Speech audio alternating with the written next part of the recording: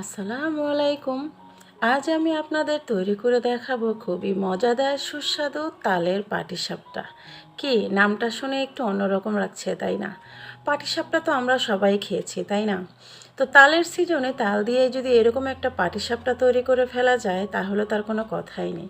খুবই মজাদার হয় এই তালের পাটিসাপটা। তো চলুন দেখে নেওয়া যাক কীভাবে খুব সহজে ঝটপটভাবে এই পাটিসাপটাটা তৈরি করা যায়। আমি এখানে নিয়ে নিচ্ছি চালের গুঁড়ো 1 কাপ,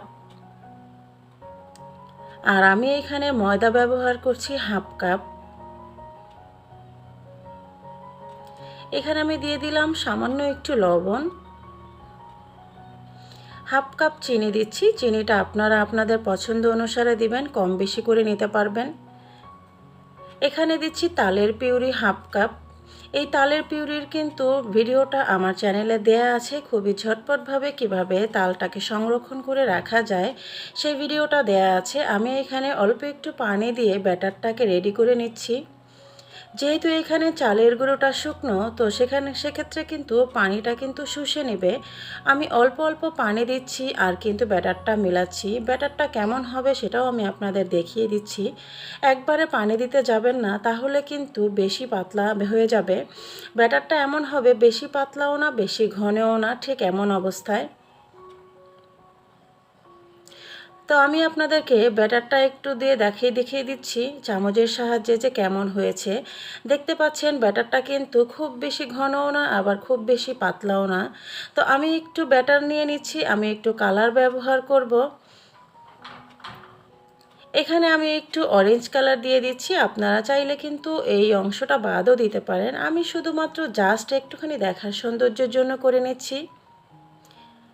চলে আসলাম আমি এখানে ক্ষীরটা রেডি করার জন্য। আমি এখানে দুধ দিয়ে দিলাম 1/2 লিটার। এখানে আমি নারকেল কোরানো দিয়েছি 1 কাপ পরিমাণ।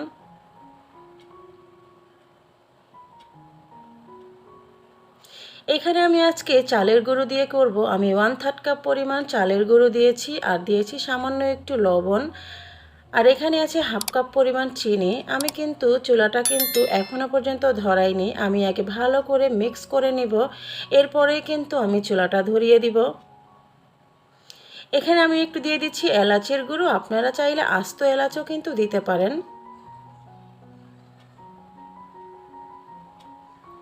এখন ভালো করে মেশানোর পালা। এই কাজটা কিন্তু একটু অনবরতই করতে হবে, তা না হলে কিন্তু নিচে দলা পাকিয়ে যাবে।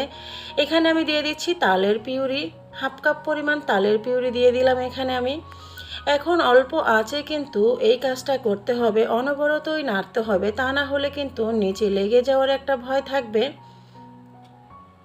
নাড়াটা কিন্তু একেবারেই বন্ধ করা যাবে না। যখন এরকম থকথকে ঘন হয়ে যাবে তখন কিন্তু আমি চুলাটা বন্ধ করে দিব, তার কারণ পরে কিন্তু আরও শক্ত হয়ে যাবে। এখানে আমি একটু তেলের সাহায্যে একটা টিস্যু দিয়ে ভালো করে আমি প্যানটাকে একটু মুছে নিলাম। এখন আমি যে কালারটা মিশিয়েছি সেই কালারটা একটু ডট ডট করে আমি পুরোটা ফ্রাই প্যানে একটু ছড়িয়ে দিচ্ছি। এই কাজটা কিন্তু আপনারা না করলেও পারবেন, এটা আপনারা স্কিপ করতে পারেন, আমি একটু দেখার সৌন্দর্যের জন্য এটা করেছি।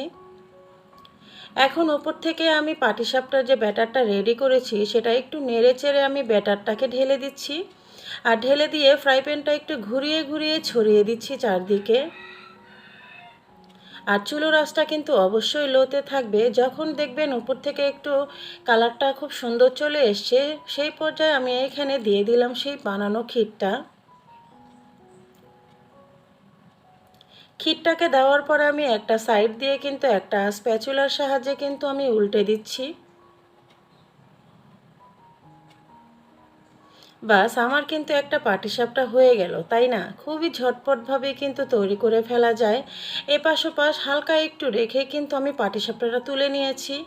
আপনাদের সুবিধার জন্য আমি আরেকটা পাটিসাপটা তৈরি করে দেখিয়ে দিচ্ছি। আবারও আমি ব্যাটারটা যখন দিব আবারও একটু নেড়ে চেড়ে তারপরে ব্যাটারটাকে ছড়িয়ে দিব।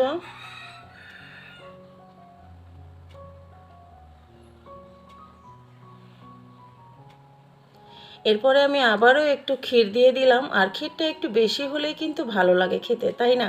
তো একটু বেশি করেই ক্ষীরটা দিয়ে দিলাম, তারপরে আমি একটু উল্টে পাল্টে নিয়ে নিব।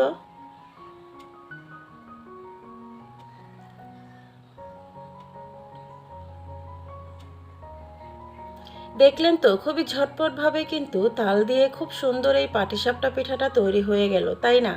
সিজনের সময় যখন যেই ফলটা তৈরি হয় সেটা দিয়ে যদি কোনো রেসিপি তৈরি খাওয়া যায় সেটা কিন্তু আসলেই ভালো লাগে, তাই না? তো তালের সিজনে তৈরি করে ফেললাম মজাদার তালের পাটিসাপটা। আশা করছি আজকের রেসিপিটা আপনাদের সবার ভালো লেগেছে। যদি ভালো লাগে প্লিজ একটা লাইক দিয়ে দিবেন। আপনাদের একটা লাইক কিন্তু অসংখ্য ভাই আপুর কাছে আমার এই ভিডিওটা পৌঁছে যাবে। আরেকটা অনুরোধ করে নেব, প্লিজ আমার চ্যানেলটাকে সাবস্ক্রাইব করে দিবেন। সবাই সুস্থ থাকবেন, ভালো থাকবেন। আল্লাহ হাফেজ।